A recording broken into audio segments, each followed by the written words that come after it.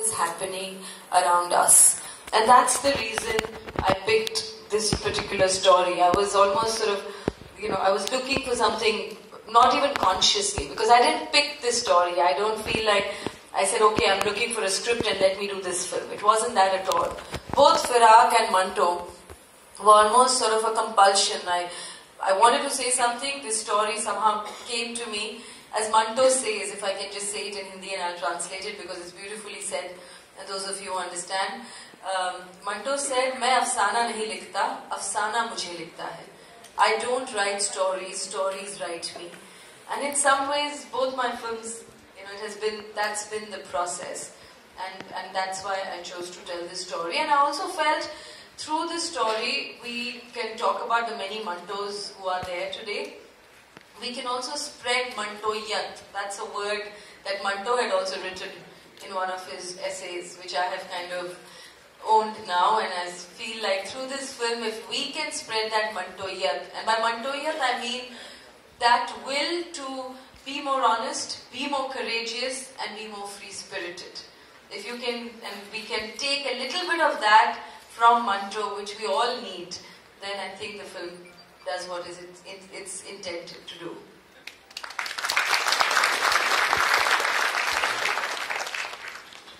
You mentioned Firaaq. For those of you who have not seen Firaaq, how many have seen Firaaq?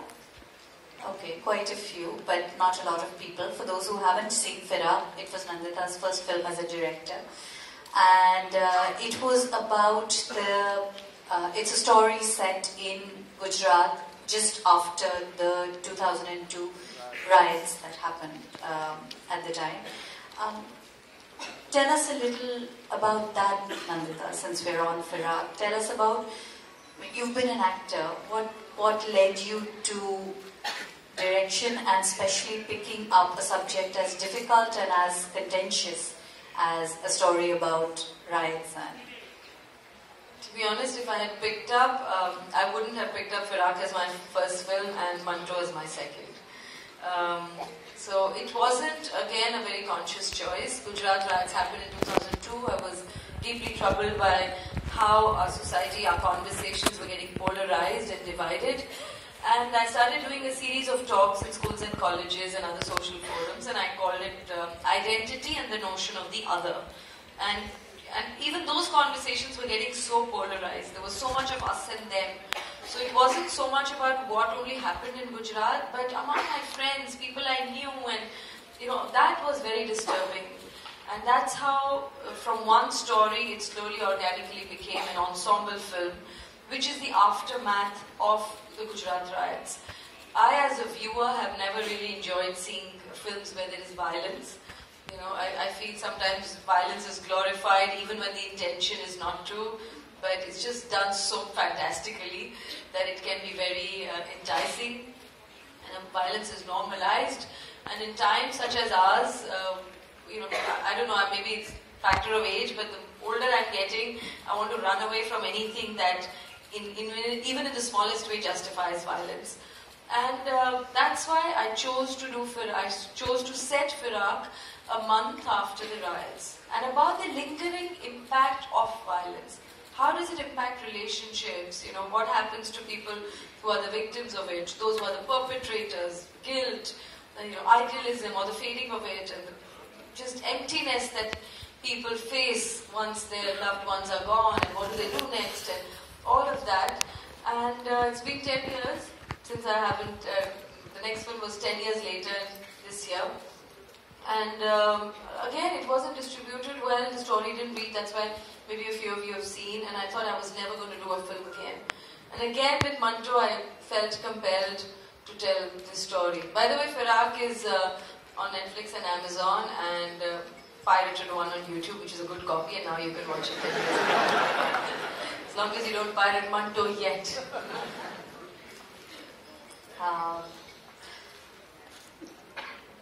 Both your films, in many ways, are you responding to a moment in time, so to speak, and about where we are as a people.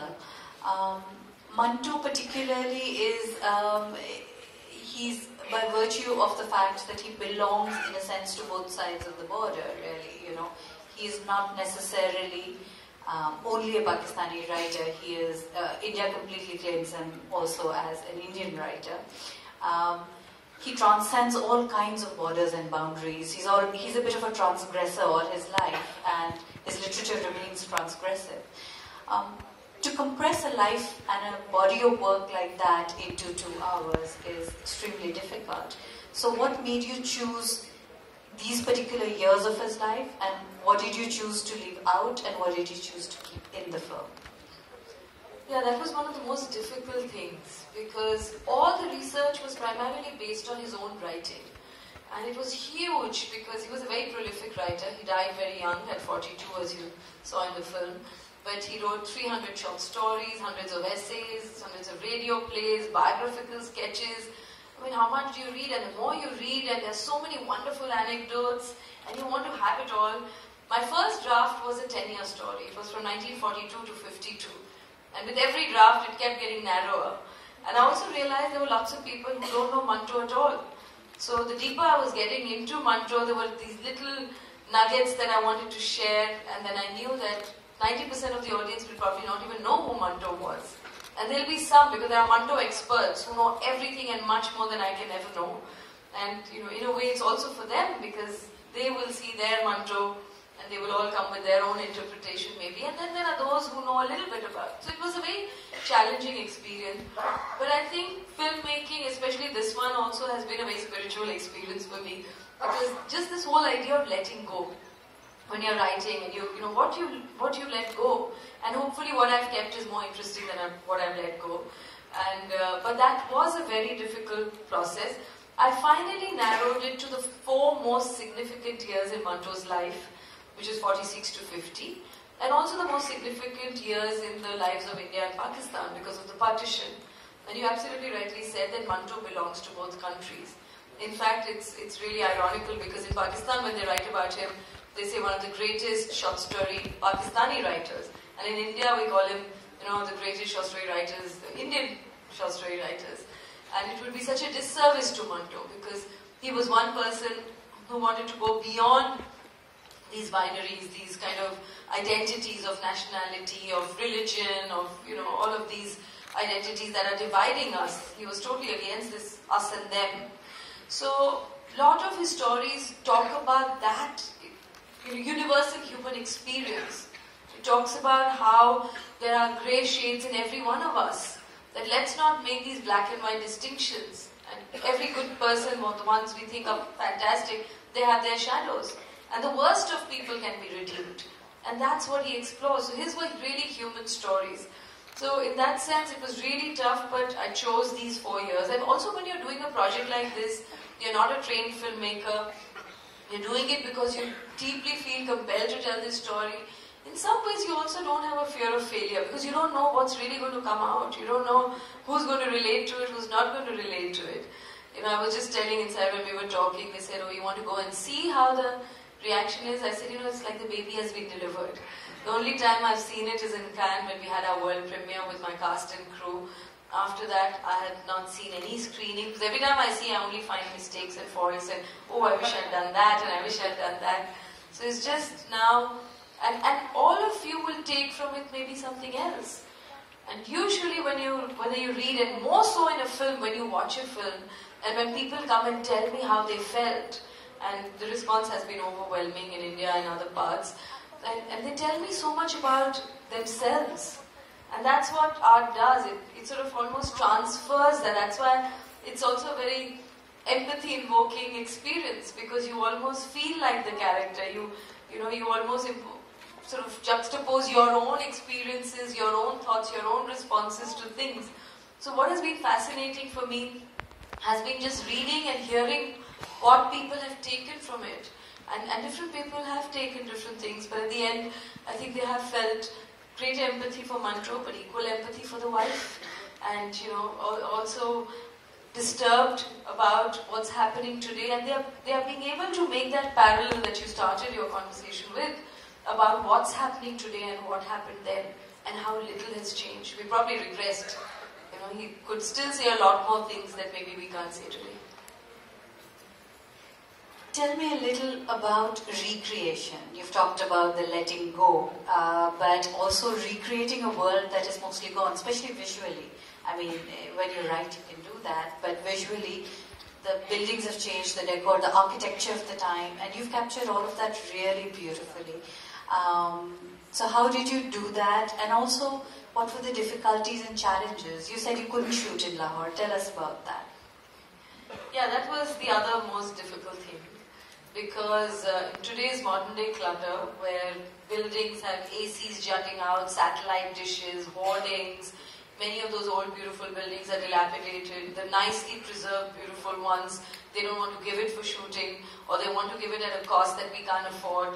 So before I had even a penny as investment, I had started doing the research. So it's been a 6-year labor of love. So I'd started researching with a very small team, just with one assistant, through the internet, through libraries. So we had lots and lots of photographs.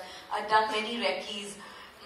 There's a person in Bombay called Rafiq Baghdadi who does Manto walks. So he takes you through the by-lanes where he lived, where Ismat Thai lived, where he had his coffee, or where he went for his kebabs.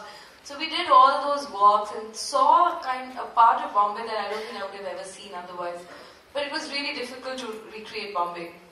I was very keen to shoot in Lahore, and I had gone and researched there as well and done the recce, had a crew there.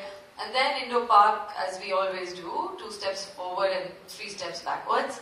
And it was one of those times where Pakistani actors were not allowed to come and shoot in India. And so I had to find a Lahore in India. So I went to 5 different cities, and I'm really finicky as a viewer also when I watch, and I don't find the context really right. It really bothers me. The context should not be overwhelming, but just enough to transport you to that time and place. And then you can be with the characters and forget about production design and camera work and all of that. But I went to 5 different cities, and finally, the irony is that we found it in Gujarat. Firaq, which was set in Gujarat, we didn't want to shoot there because we didn't want to be martyrs, we wanted to make the film. So we had gone to old Hyderabad city. And ironically, we found our Lahore in Gujarat, in a small town. And in fact, the villagers were very, very supportive. And I took a lot of photographs and I sent it to someone I know well in Lahore. And I said, can you tell me if this would look like 40s Lahore? And he, who's been a great supporter and has helped me with many things in the script, who I hadn't met yet. Just by email, somebody had written to me, I responded, and for 2-3 years we were in touch and he was helping me. Saeed Ahmed, he was a gentleman from Lahore. He gave it to an architect in Lahore, a senior architect, and said, these are photographs of places of Lahore, now tell me where they are. And that gentleman actually wrote saying, this is this mohalla, this is this lane, this is behind this house. And it was incredible when he sent me back that email that these are these places. I took a double take. I'm like, what's he talking about? Didn't he understand these are photographs of Gujarat?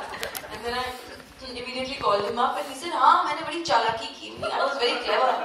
You know what I did? I sent it to him saying it's Lahore.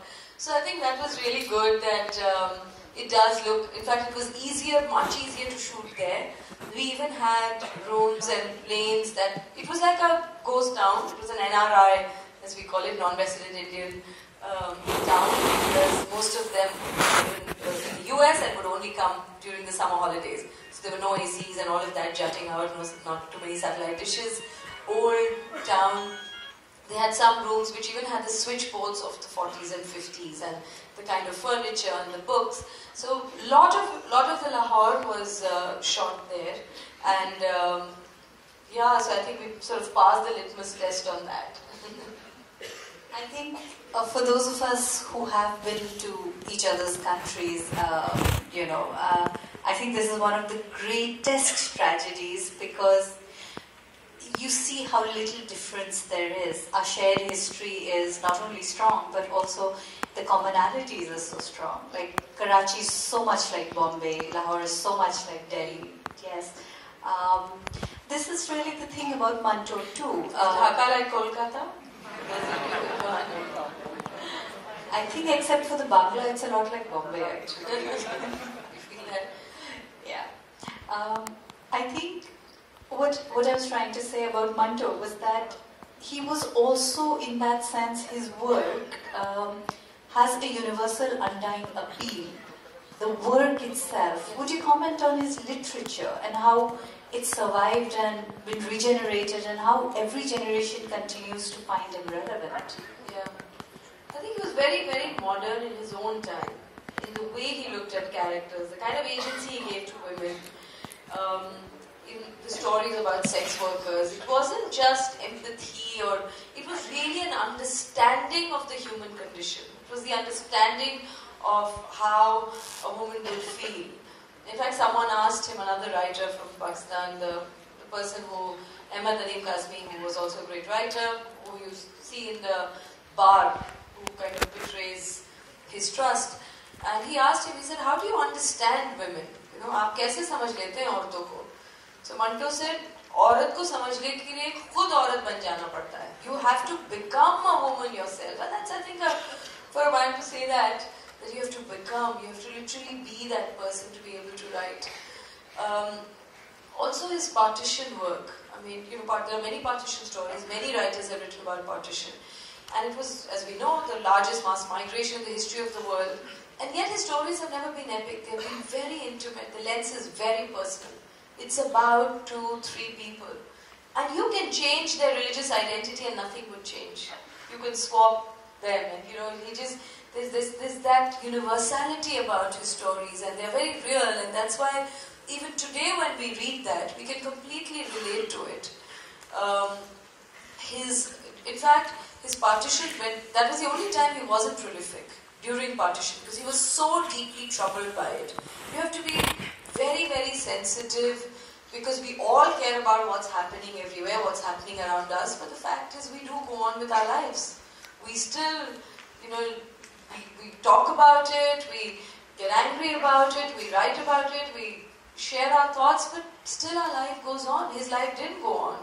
In fact, his alcoholism was, you know, largely because of the kind of depression he went through. And then when he fought it back and he felt, you know, that there was a sort of a redemptive power in his writing and he went back to writing, some of his greatest partition stories were written after partition. Even some of his Bombay stories were written reminiscing about Bombay. So I think he kept his lens close, and that's what I have tried to do. In fact, the lens gets closer and closer as you go to him. Because in Bombay, Bombay is also a character. You get a sense of Bombay. You don't get as much a sense of the city of Lahore.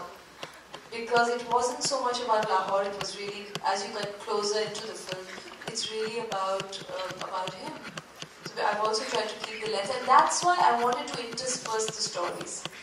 Because imagine if I did a film about a musician and didn't make you hear the music of that person. You would say, how do I know he was such a great musician? And similarly, I felt that it was really important to give you a glimpse of his stories, because it's very difficult to get into the head of a writer. And that's why probably not enough films have been made about writers. In India, only in an interview when the release was approaching, that an interviewer said, "Did you know this is the first film about an Indian writer?" And I was like, "Really? I never thought about it." And then thinking about it, I realized actually it was the second. The first one was written by Manto, called Mirza Ghalib, which was in 1955 when he was in Lahore, and in fact it was the first film that got a national award, and he wasn't there because he never went back, and he was in a very bad condition. That's the year he died. And so it's like some strange kind of irony that he did that film, and this is because it's very difficult. You know, usually when they show writers, they're like writing endlessly and crumpling the paper and throwing in the dustbin. And for some reason, you keep seeing those images of a writer's journey. How do you get inside the head? So, the stories were important to know the writer behind the man, and therefore, you know, they're kind of together. His life and work were not different, like I think many of our lives. And that's why it was really important to intersperse. And also in Manto's work, the line between fact and fiction are very blurred.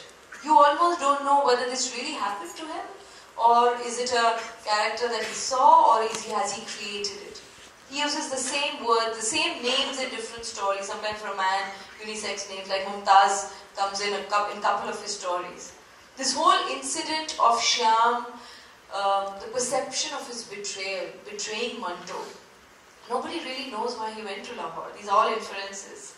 But the fact that he wrote a biographical sketch on Shyam called Murli Ki Dhun, in which he describes this whole incident. And again he writes a story called Sahai, where all the characters' names have changed. And Shyam's character itself is 3 different people. So, like a composite character, but divided characters that he's written. And he's writing about the same incident. So obviously it must have impacted him so deeply for him to write 2 different pieces, one a fiction and one a non-fiction, about the same incident. Though a lot of the lines, 90% of the dialogue or 80% of the dialogue are his own. Taken from various writings and something from another story that's not even there in the film, but one line from there. So it's been very tough. In a way, you almost have to know the person inside out in a way. And that's why even my own dialogues that I have written, I kind of feel that he'll forgive me for it. Because one of the interviews said, oh, I love that line where he says that, in the train when they're sitting, and he says that killing one person, everyone's life matters. It's not just one person's life, which is suddenly slipping my... Sabki zindagi ahem hai. It's everyone's life matters, not just one person. Sorry, I'm forgetting the exact line. But something like that this person quoted, and I said, I'm sorry, that was my line, attributed to Manto. Or when he says that he touches his wife's stomach and says, tells the unborn child, कि तुम एक आज़ाद हिंदुस्तान में पैदा होगे, that you will be born in a free India. That again wasn't his, because I don't know what they really talked. In fact, it was more difficult to create Safiya's character, because about Manto there was so much written. When I went and met the family, by the way, that was definitely part of the research, to go and meet the family, the daughters. But the eldest daughter was 9 years old, 9, 7 and 5, and they had very faint memories. Their memories was that father was wonderful, he would tell us stories, very generous. They had really good memories. It was only through his sister-in-law, Safiya's sister, Zakia, who was also featured in the film, that I got to know about them. And every time I would ask about Safiya, they would say, oh, she was such a soft-spoken, such a lovely person, very supportive. I had to really dig to say, but sometimes she must have been tired of it. Wasn't there a fatigue? And how did she cope with it? And what did she say? And one of them, like the sister-in-law, in fact, said that she had this eczema in the last 2-3 years of her life. And she didn't know why, and she kept ignoring it. And after he died, it got cured after a month. So she was so stressed out, and it just probably manifested in this skin disease. And I just brought some elements of that to show that, how she was kind of internalizing that stress. And maybe I made Safiya a little more feisty than she really was. But, after all, there's a lot of me in that film as well, and how I see relationships. And I think it's also important we talk about these great writers and artists, but what do their families go through? What do their wives go through? I think that's also equally important. Actually, that was one of the nicer things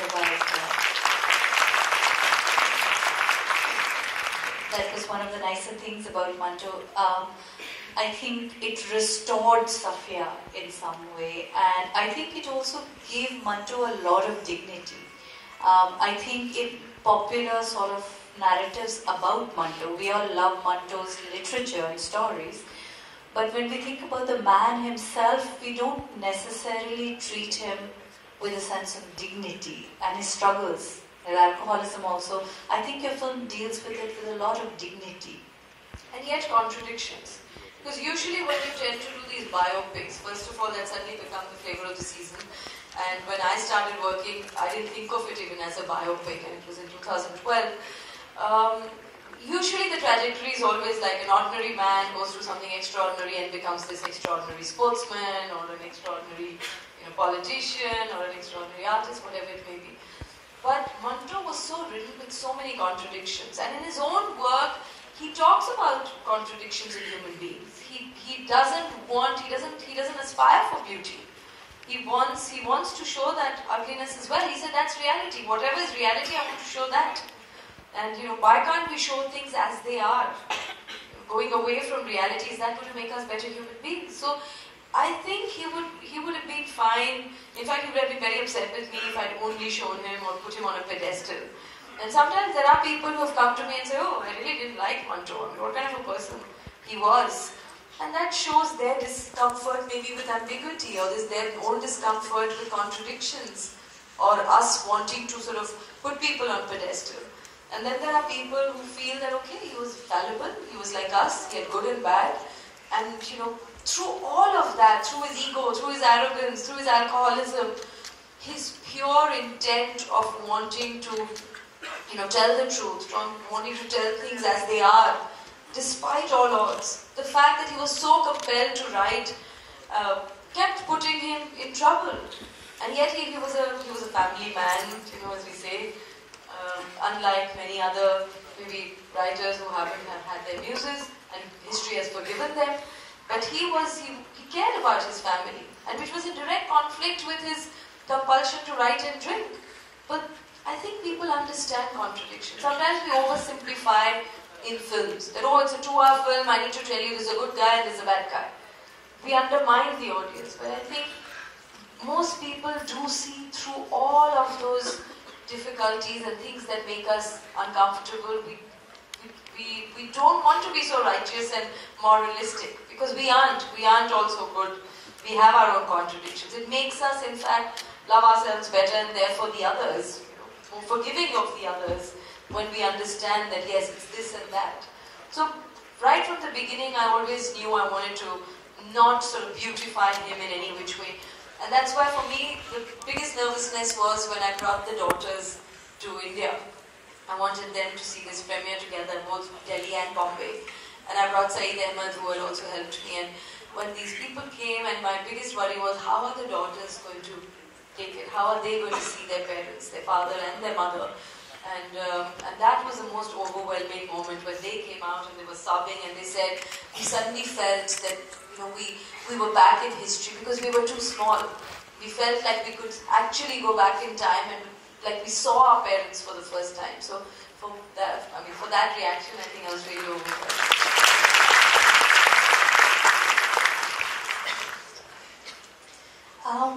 I think what you said about that was very, really interesting, because also